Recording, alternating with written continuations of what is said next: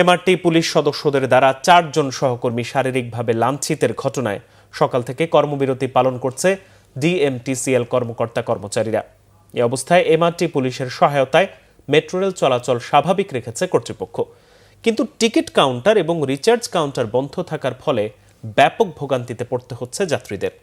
MRT পাশধারী যাত্রীরা যাতায়াত করতে পারলেও নতুন করে টিকিট কিনে কোনো যাত্রী প্রবেশ করতে পারছেন না। আবার যাদের এমআরটি পাসের টাকা শেষ হয়ে গেছে তারাও নতুন করে রিচার্জ করতে পারছেন না।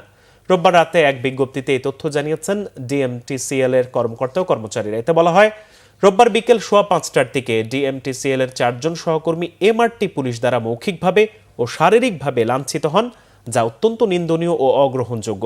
এই ঘটনার প্রতিবাদ জানিয়ে ঢাকা মাস ট্রানজিট কোম্পানি লিমিটেডের কর্মকর্তা ও কর্মচারীরা আগামী 1 কার্যদিবসের মধ্যে ঘটনার মূল হোতা অভিযুক্ত পুলিশ সদস্যকে স্থায়ীভাবে বরখাস্ত করা এবং এই ঘটনার সাথে জড়িত সকল পুলিশকে শাস্তি ও প্রকাশ্যে ক্ষমা সহ 6 দফা দাবি জানিয়েছেন।